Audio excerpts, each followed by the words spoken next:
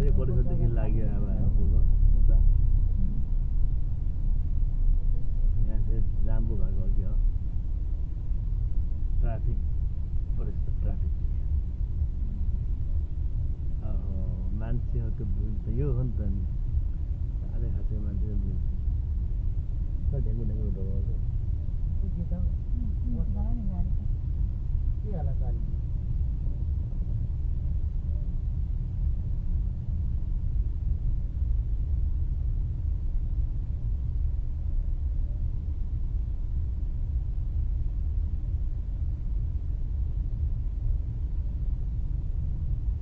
video बनाउनु थालेको मैले राम्रो देखिरहेको छ भिडियो त क्लियर कट एकदम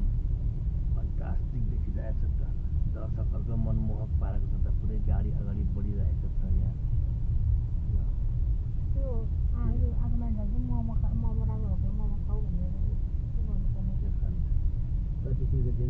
उनीहरूले गर्ने सिकाउँदा सिकाउँदा वाक्क भइसकेको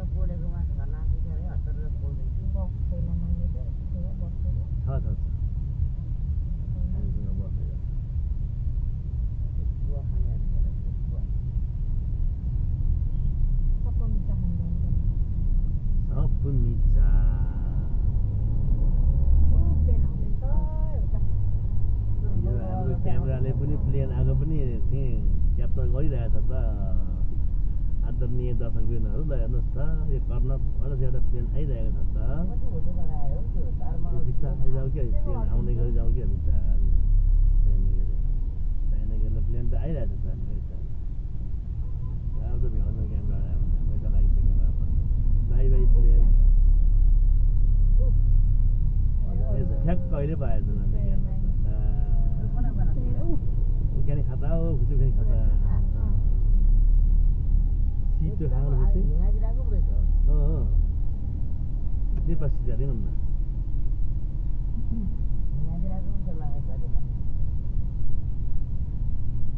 अब हामी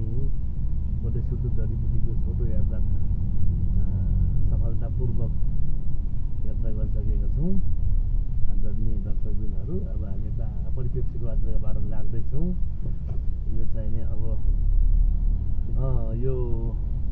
जडीबुटीको चाहिँ चोक हो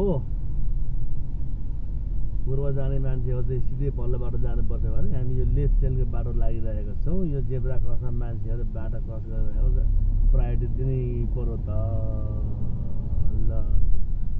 यो अगाडिको जडीबुटी हो हर्स लेखेको छ